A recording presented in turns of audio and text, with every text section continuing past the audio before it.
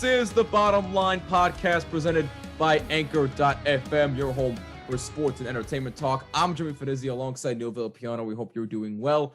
As always, thank you so much for taking some time out of your day to take a listen. We really do appreciate it. Before we get started, you know the drill. Questions, opinions, Twitter and Instagram at Bottomline WMCX, and on Twitter at the NVP Show. And also on Instagram, yes, I will remember that from now on, Neil. On Instagram at NVP QB11, hashtag Bottom Line. Leave a voice message on the Anchor app or at Anchor.fm. And as always, if you like what you see on YouTube, please leave a like and a comment down below. It helps out tremendously. And please make sure you subscribe and hit the bell so you do not miss a single episode. And please subscribe on all audio listening platforms. Just include Jimmy when searching for this podcast. Neil, first and foremost, it's a new week. I know it's been kind of a crazy week with the both of us. How's everything on your end? Everything's going fine. Just taking it one day at a time. We're dealing with a lot of snow. Supposed to get even more over the next couple of days. Just trying to take it, one step at a time and trying to persevere. Yeah, I feel you. The snow has been ridiculous here at the Jersey Shore. I'm getting sick of it at this point, but you know what? You got to make do with what you got. So I 100% feel you. I'm doing fine as well. But we're not talking about snow today. We're not going on a tangent on the weather outside. We're going on a bit of a tangent about the Super Bowl. So, with that being said, let's just jump right into it. So, Super Bowl 55 took place this past Sunday, Tampa Bay and Kansas City. And look, if I'm being 100% honest about how this game went, was I excited first going in? Absolutely. Who wasn't excited? But when the first points were scored, I saw, Kansas City took a 3-0 lead. All right, it's probably going to be one of those games. Defenses are probably going to come up strong. But as the game went on, I found myself being bored. Like, I'm going to be real. The game was boring. I mean, my God, can something else happen besides Tampa Bay being pretty much all over the place? It was all Tampa Bay right from kickoff. I know, again, Kansas City took a 3-0 lead to start. They had a lead. I was like, okay, well, that's definitely not going to last long because Tampa's going to respond. And lo and behold, they did. They took a 7-3 lead. You got that. But right after that, what the hell happened? Well, actually, I'll answer that. An absolute beat down happened. Beat down. 31-9 was the final score. Tampa Bay wins their second Super Bowl in franchise history, first one since 2002. Tom Brady winning his 7th ring, which is more than any franchise in NFL history. Want to let that sink in again? More than any NFL franchise. Okay? Let that sink in for just a few seconds. Okay, time's up. But anyway, no, seriously. And he also won his fifth Super Bowl MVP, which is also an NFL record. So Neil and I went 1-0 in our Super Bowl picks from last week, but we're not going to brag about that too much. But you went 1-0? No, you didn't. I picked Tampa Bay. No, you didn't. Yes, I swear I picked Tampa Bay. I'm pretty sure you picked Kansas City. Go back and listen to the tape. I picked Tampa Bay. Go back and listen to the tape. But anyway. And if you think I'm crazy, if I did pick Kansas City, let me know. And I'll admit I was wrong. But I swear I picked Tampa Bay. But I digress. We're not going to get into a whole tangent about that. But look, this game was boring. All right? Just flat out boring. Let me give you a couple of stats here. First, let's go to the Tampa Bay side of things first, because it was basically all them from the get-go. Tom Brady, 201 yards passing, 3 touchdown passes. Leonard Fournette had a rushing touchdown along with 89 yards. Ronald Jones, look, he was hurt all season. There's no question about it. He only had 61 yards rushing, but it was nice to see Ronald Jones get a few touches every now and then. Rob Gronkowski, of course, was one of the stars of the game, had 67 yards receiving and also had 2 touchdowns. And Antonio Brown also had a touchdown catch, which I thought was absolutely big for him. I don't know if he's going to stay there long term, but we'll see what happens there. I don't know for sure, but hey, maybe Bruce Arians will find a way to keep him around. Plus, Tom Brady will definitely want him around long term, or at least for as long as he's there. I know next year is the last year of his contract in Tampa Bay, so we'll see what happens there. But that's the Tampa Bay side of things. Oh, and also, Kansas City had more total yards, just 10 more total yards, 350 to 340 in favor of Kansas City. Kansas City also had more passing yards, 243 to Tampa Bay's 195. Tampa Bay beat them in the running game. That was no question about that. I mean, look, Kansas City, we knew that their offensive line was going to be a major struggle, especially with a couple of key losses, including Eric Fisher. So that was going to be a big, big blow. And it showed. It definitely showed because Pat Mahomes was literally running for his life. He looked human for the first time in quite. I think the only other time I've seen him look human was when he had that very rare 5 interception game against the Miami Dolphins. I think that was this year. Am I right? It was this year against Miami? I believe so. Okay. I just want to make sure I'm getting that correct. But those are the only 2 times where I've seen Patrick Mahomes look human. The 5 interception game against Miami and this past Super Bowl. Patrick Mahomes did not even have a single touchdown pass. Despite throwing for nearly 300 yards, he had 2 interceptions. The only inkling, just a teeny bitty, itty bitty, teeny little inkling where Kansas City actually looked like they were going to get something going was when they gave the ball to Clyde Edwards-Helaire. Yeah, I know he only had 64 yards rushing, but it seemed to have been working with him. Why didn't you just keep that going? This way you would have had at least 1 or 2 touchdowns. But anyway, that's beside the point. But to do what Tampa Bay did, that defense really, really stood tall. I mean, with guys like Ndamukong Suh, Shaq Barrett, Jason Pierre-Paul getting out of the ring. And by the way, congratulations to him. Neil and I are Giants fans, if you may not know, and we've always supported JPP. So congratulations to him on getting another. Well, at least I have. I don't support his off the field situation. Well, I mean, yeah, I don't support that. There is that. But also, he's not on the field, not on the Giants anymore. So I mean, it's like the same thing. If you ask, like, if any Patriots fan is like, oh, I'm happy for Tom Brady, why would you be happy for him? He won a ring and he didn't win it with you. You didn't win it. Like he won it with another team. Same thing with Giants fans. Like, I get it. Like, JPP did great things in New York, and yeah, it was probably dumb of David Gettleman to trade him away. But at the same time, JPP is not a Giant anymore. And I get it from if you're a retired player like, O.C. Umenyiora or, even Eli Manning. I mean, I could see why you would want to see that. But if you're a Giants fan, I would say it doesn't matter, whether or not JPP wins another ring. What you would wish is that he was on the Giants, helping the defense continue to improve. That's what I would be happy about. But as far as I don't support JPP, what he did with the fireworks incident.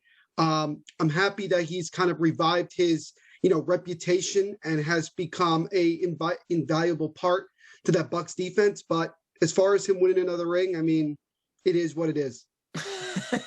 I mean, you do make a couple of fair points. I mean, I obviously don't support what he did with the fireworks. That's just stupid. Just to blatantly put it, it was stupid. But I digress. But anyway, we're getting off track here. So the only other guy on Kansas City that looked formidably, what's the word? Useful.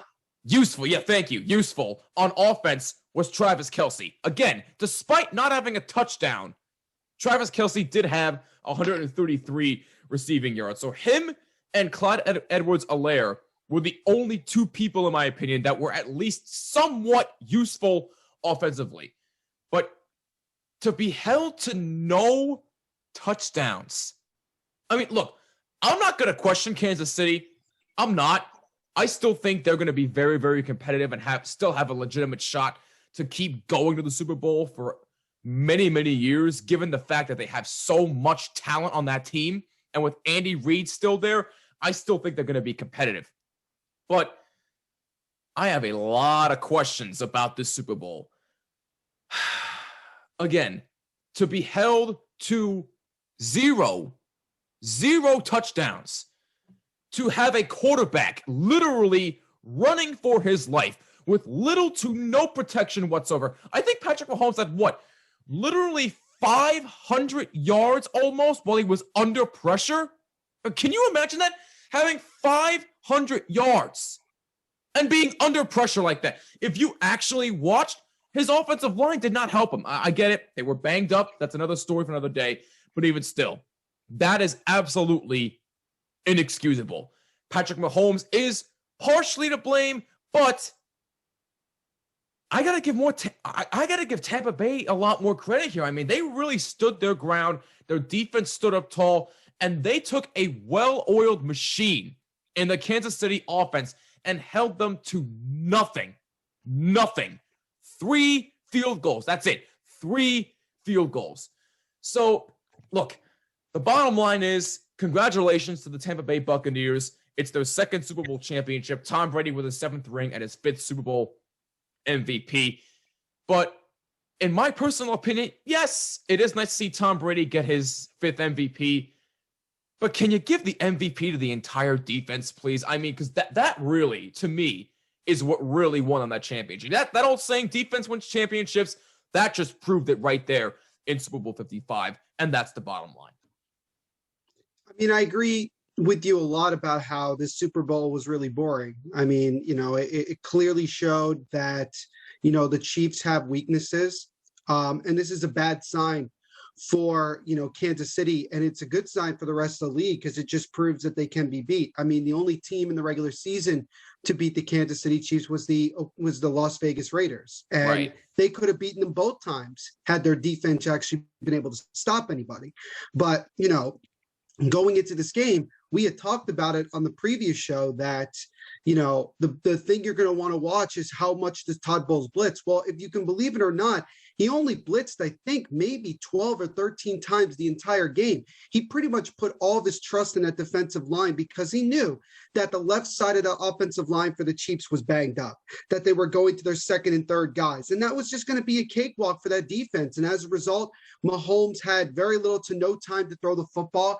He looked very inaccurate. And I mean, hell, even his incompletions were incredibly impressive. I mean, for him to do the type of stuff, I mean, it just shows the type of talent that Patrick Mahomes has. But it kind of makes you wonder, in a way, was this the best chance the Chiefs had to maybe start their own dynasty?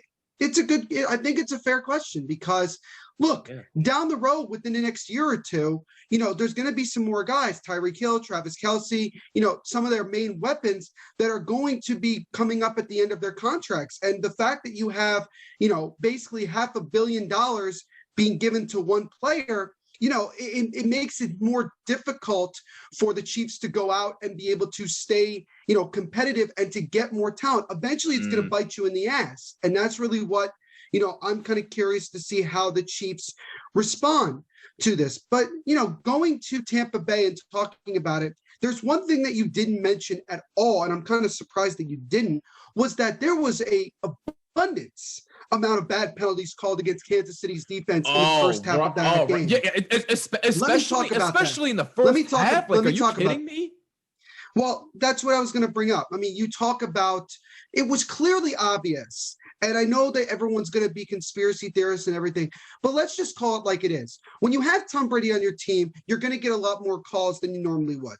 This is just obvious. The NFL has decided to make Tom Brady the golden child, and so they're going to make sure that this continues because they want to see this, because they believe, the league itself believes, that it is good to have, quote unquote, a villain, a guy that has all the success and everybody wants to be like. Tom Brady, 40 plus years of age, throwing 40 touchdowns in the regular season, and then taking a wild card team all the way to winning a Super Bowl championship in their home stadium, nonetheless, in their home city. So all of this is just trying to continue to make sure that Tom Brady solidifies himself as the greatest of all time. And look, there's nothing, that we can't deny that there is some level of skill that Tom Brady has, especially as he's gotten older. And I think also you have to think about it and say he got his opportunity and he made the best of it. But there also has been a lot of help from other people around the league to try to make sure. And if you look at throughout Tom Brady's career, in a lot of those critical games, there ends up being a call or two or three or four that pretty much hands the game to whatever team Tom Brady is on. I mean, we saw it when the Giants played the Bucs on Monday Night Football. We've seen it several other times in the Super Bowl. For the NFL to have the balls to make that many, outrageous calls in a Super Bowl was a very, very bad thing, because it made it obvious that clearly the Chiefs had no prayer of winning this game no matter what. Yeah, their offense could have turned it around, and they should have been able to turn it around with the amount of talent that they have on their side. But let's just be honest here. The defense of the Chiefs got screwed a couple times. Here's an example. 3rd and 10, the Bucs are trying to drive to go up. I believe at that time it was going to be 21-3. Yeah, yes. 21-3, 21-6. And, Brady tries to dump it off to Leonard Fournette. It hits off his hand. It's intercepted by Tyrann Mathieu. So I'm thinking, okay, interception. Chiefs got a chance to go down and score before the end of the half. Wait, there's a flag. Charvarius Ward gets called for a very, very ticky-tacky holding against Mike Evans. Very ticky-tacky. Now I will say this. The penalty before, where Brady went deep late in the half to Mike Evans and he was tripped from behind, that was a penalty. I mean, I'm not going to argue that. That was obvious. I'm not going to argue that.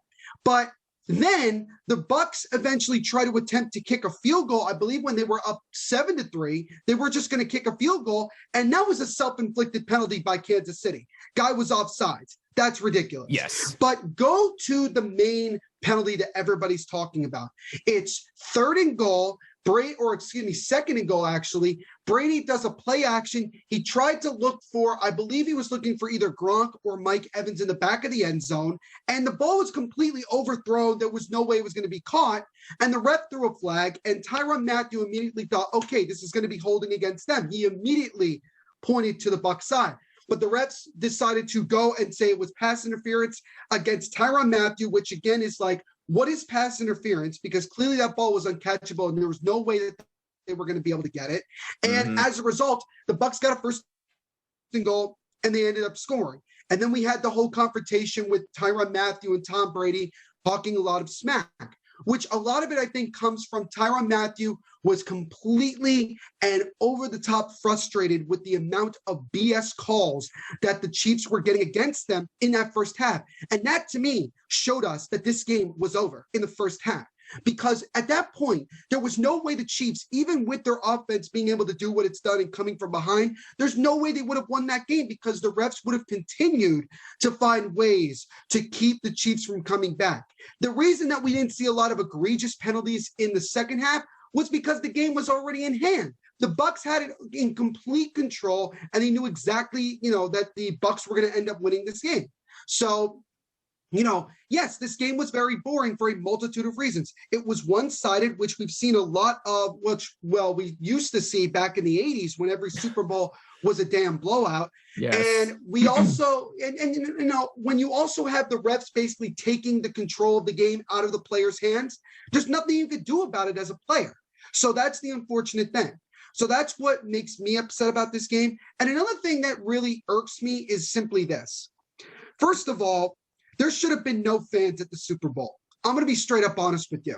I know that it was mostly healthcare workers, but there were also big name celebrities that were at that game. Do not lie to me. I know this for a fact. I saw it with my own eyes. You're right. This was clear. This is why people were calling it the Super Spreader Bowl, because look, even though everybody's wearing masks, let's be real here. They were going to get concessions. They were going to get drinks and food, and they were going to take off their mask or pull it down, and they were going to eat, and it was still going to spread. I mean, I'm hoping that nobody gets it, but let's be real here. There is still that very likely possibility, and it is Florida, which is the most BS state when it comes to handling COVID-19.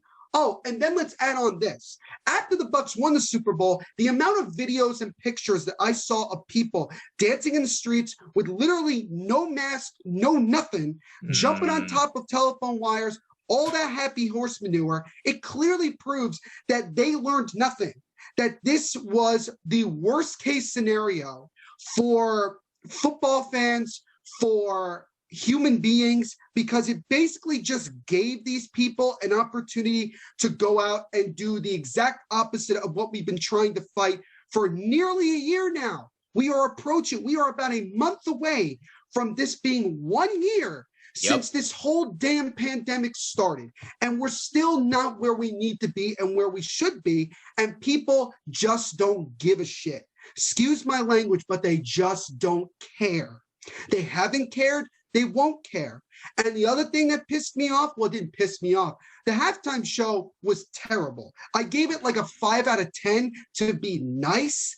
But honestly, what are we doing with the halftime show, ladies and gentlemen? What the hell are we doing? Can we go back to having just like a band performing? Because that would be a lot more entertaining from a musical standpoint than seeing a guy grabbing the camera, going like this, becoming a damn meme, and all these other things. I mean, it's a joke. It's a joke. And, you know, here's the thing. The Weeknd, what talent does he really have? He has very little to no talent whatsoever as a singer. I mean, honestly, half the time it's probably auto-tune. Matter of fact, most people in the industry now, it's all about auto-tune, and it's not about singing anymore. It's all about having a look and being able to resonate with the younger people. That's literally all we've seen. No, not a lot of people in the industry right now, in my opinion, are super, super talented. Yeah, they do outrageous stuff, but they can back it up because they're good at what they do. I mean, The Weeknd, like, you couldn't have figured out someone else. I mean, you couldn't have, picked someone that was a little bit more entertaining. I mean, it's stupid to me. And so this whole Super Bowl in general, to me, I gave it like a 2 out of 10. I mean, the game kind of sucked. Well, the game didn't kind of suck. It did suck. The halftime performance was mediocre to bad. The fact that they had so many people, I mean, even though they had cutouts and everything of people, there were still a lot of people at the game. Yeah, I think they had cutouts mainly in like the upper bowl area. Yeah, right? but that doesn't that means nothing to me because there were still people there. And I get it. It's the Super Bowl. You're trying to make money. You're trying to recover from the pandemic. Well, guess what? In all honesty, we shouldn't have been playing in the first place. I know that people don't want to hear this. I get it because I'm a sports person. You're a sports person, Jimmy. We all are. We want to see sports. But I look at like what the NHL is going on right now with their outbreaks. I really hope the NHL suspends the rest of the season because this is ridiculous. This is actually ridiculous that so many games are getting postponed and they're being moved back, yada, yada, yada. The reason why the NFL was able to get through what it needed to get through, they play once a week. These teams play once a week, honestly. So it's much easier for them to be, confined to certain spaces and to not be worried about, having to spread it to other people so many times. That's why the NFL was able to get away with it. But in all honesty, was this a legit season? This was probably the closest we are going to get, at least for now, whether it being a legit season, because they did play all 16 games. The only difference was there was no preseason. There was no mini camp. There was no rookie camp. These guys just jumped into it. And of course we had the Bucs and the Chiefs. That was something that most of us expected at the beginning of the year. We were hoping that wasn't the case because we always like to see interesting matchups. But of course that's what we get. And we all knew that even though a lot of us, including myself, predicted that it was going to be a high-scoring game, this was no different to me than the Super Bowl a couple years ago between the Rams and the Patriots. It was boring. It was boring. In that game, horrendous. It wasn't a blowout. It was just that both teams didn't know how to play football, and their offenses were hot garbage. In this game, the Chiefs just decided not to show up. And they couldn't figure it out. And Todd Bowles deserves all the credit in the world. If they could give the Super Bowl MVP to a coach, I would give it to Todd Bowles wholeheartedly. He's one of the best, if not the best defensive coordinator in the National Football League, 100%. Bar none. You also got to give credit to Byron Leftwich. Look at the last 2 years that Byron Leftwich has been the offensive coordinator for the Bucs. He had Jameis Winston the year before, well over 5,000 yards and 30 touchdowns. Yeah, he also threw 30 interceptions. But The fact that he was able to put up those type of offensive numbers is tremendous. He gets a 43-year-old Tom Brady who goes out and in his 43rd age season, he goes out and throws 40 touchdowns, which was the most he had thrown since 2007 when he threw over 50 touchdowns. Yep. That to me is remarkable. And yes, he had all these weapons and I get all that, but still, he is a tremendous offensive coordinator. And even though probably half of the play calling is Bruce Arians, at the same time, you do have to have an offensive coordinator who can make some good plays and make some right calls. And that's what it was. And I would not be surprised if Byron Leftwich within the next year gets an opportunity to maybe be a head coach somewhere, because he certainly proved it with what he's done. And you got to also shout out Bruce Arians, because here's a couple things. Number one, he has the most diverse coaching staff in the National Football League. He has 4 Black coaches as his main assistants. He also has 2 women as main coaches as well. This guy literally is all about equality, both in race and sex. And that to me is tremendous, because he basically looks at it and says, if you can do what I need you to do, I'm hiring you. And that's straight up. And that is straight up. Shouldn't that be how it is everywhere? Of course, but here, we do live in the United States, and it's going to take a long time to get where everybody really is treated equal. As much as everybody wants to be optimistic, it took a long time to get to the point where everybody was no longer okay with the mistreatment of Black people, of women. I mean, we have to remember, there was a time where everybody just said the N-word like it was just part of the English language. Like it was just the norm. And now we're trying to get out of that. We're trying to get out of it. And it's going to take a long time to get out of those things. And it's going to be coming from teaching more and more generations to follow that this is not okay, that we have to treat everyone as equal and everyone deserves an equal opportunity. And that, in that way, we can find a way to start to get rid of racism, get rid of sexism, get rid of, everything that is wrong with our world. And I like that Bruce Arians has been so open about it. He hasn't talked about it as much, but he doesn't have to talk about it. Just look at his damn staff. That is incredible, in my opinion. And the people that he has as coaches are kick-ass type of people. And that's what Bruce Arians wants. All those people, whether it's the women, it's Black coaches, it's white coaches, it doesn't matter. They kick ass. That's really what it's all about. And I have to give him all the credit in the world. But really, and this is what I consider a rant, because a lot of this is just me being frustrated from what I saw. The thing that people need to understand as well is that you could have given the Super Bowl MVP to Gronk.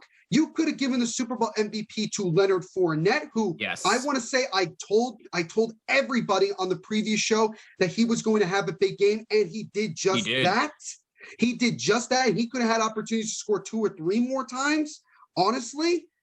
But they had to give it to Tom Brady because, he threw 3 touchdown passes. Yeah, I mean, did he throw for that many yards? No, but it's Tom Brady. And this is the 5th Super Bowl MVP he's won, which is 2 more than any other player in NFL history. It's the constant, let's continue to hype up the golden child, because it's Tom Brady, man. That's what it's all about.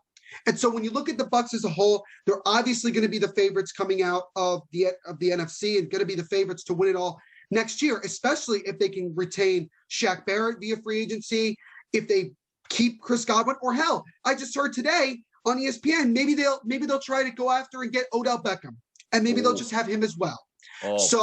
This sucks, because this is probably the beginning of a new dynasty, a new Brady dynasty. I'm going to be straight up honest with you. And it is what it is. It is what it is. The Super Bowl sucked. The halftime show was crap. They shouldn't have had fans, in my opinion. That's just me, because I care more about safety than I do caring about a goddamn football game.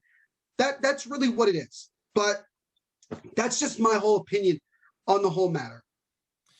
No, I mean, I can't argue with anything you just said. I mean, you do make very, very fair points. I mean, as far as the safety of people, I totally get where you're coming from. I mean, it's better to be excuse me, it's better to be safe than sorry, but unfortunately in today's society, nobody cares. Why? Because it's all about them, and that shouldn't be the case at all. But I'm not going to go into a rant about that. You already know our feelings about what's been going on. But listen, I have to slightly disagree with you about the halftime show. Look, was it the best I've ever seen? No, I've seen a hell of a lot better. A la Prince, Michael Jackson. We did a top five. Wait, we did a top five, and all the ones that we listed were better than this one. No, 100%, absolutely. And by the way, if you haven't seen the top 5 Super Bowl halftime shows list, go check that out. I'll leave a link in the description section of both the video and on Anchor.fm, so you can go watch it if you haven't already. But what we listed on there, if you didn't watch it, was 1,000 times better than this one. Now, I actually do like The Weeknd. He's one of my guilty pleasure artists that I like to listen to on occasion. He's okay. He's okay. He's not the most talented guy I've ever heard. I'll be honest with you. I've heard a lot more talented people, but for what he is, in my personal opinion, he's okay. The presentation, I thought, was actually really, really cool. I will give it that. Some of the things that I saw were like very, very head scratching, in my opinion, especially when he was grabbing the camera like this, like you said, Neil, and he was creating like a whole bunch of meme worthy moments, according to a lot of people. It's just like what are we doing here? Like, shouldn't the Super Bowl halftime show be like not about memes, just focusing on like, look, forget about solo acts. Like you said, I want to see more bands in halftime shows. I'm not saying like bring the Rolling Stones back or the Who back. It would be nice to see them back, but if we're being honest with ourselves, and I'm gonna be real, this is gonna be a bold prediction by me. Not a prediction, but it's a fantasy. I would love to see Queen perform at a halftime show. I would love to see Brian May and Roger Taylor perform at a halftime show. Do you know what kind of ratings that would get if they did a Super Bowl halftime show? They'd be through the freaking roof. They've been in the music business for nearly 50 freaking years. Yes, it's not the same without Freddie Mercury anymore. I understand that. But like I've said before, Adam Lambert is doing a fantastic job with Queen. And if you don't believe me, go look it up for yourself. Go look up Queen and Adam Lambert. I promise you it will be worth your time. But like I said, The Weeknd, look, the halftime show, yes, it could have been 1,000 times better. Yes, I do agree with that. So it wasn't the best I've ever seen, but I thought it was okay. I thought it was okay. It could have been 100 times better though, in my opinion. But as far as the actual game itself, yes, we both can agree on the game sucked. It was boring. It was one-sided right from the get-go. Yep. And look, like you said, Todd Bowles deserves a hell of a lot of credit. Not a very good head coach, but a fantastic defensive coordinator. And look, you mentioned Bruce Arians. I am so happy for that man because like you said before, he has the most diverse coaching staff in the National Football League. And like you said, he's all about equality and it shows. He doesn't even have to talk about it. Just look at the staff and that will tell you a whole lot. I am so happy for him. I'm so happy for his entire coaching staff. Heck, I'm even happy for the organization. I'm even happy for the Tampa Bay organization, even though I hated seeing Tom Brady win again. But as far as the organization, I am happy for them. So look, the bottom line for me is, Neil, I don't know if you have any more last parting thoughts, but the bottom line for me is congratulations to the Tampa Bay Buccaneers and their entire organization. And yes, I will say it, congratulations once again to Tom freaking Brady on winning his 7th ring and his Super Bowl MVP. Oh, and congrats to Gronk because he also won again. I mean, I don't really have anything else to say. I mean, like I said, it was a boring game. It was a boring presentation. It was scripted in many ways. I mean, I think anybody who picked the Chiefs didn't understand, in my opinion, didn't understand how everything was already scripted and it was already set up. You know, they're playing in Tampa. Nobody has ever played in their own stadium, and won a Super Bowl. And that's what the Bucs were going to do. They have Tom Brady, they have Gronk. I mean, this clearly shows also that it was clearly Bill Belichick that made a lot of people not want to be in New England anymore. Like, yeah, they enjoyed the success and winning championships, right, but I think the treatment that, Brady and Gronk got, that maybe they looked at it like they're not being treated as the great players that the media and fans and other coaches look at them, that they wanted to go somewhere where they would be treated that way. And as a result, they went to Tampa, and that's what it is. And Tampa has become a destination now.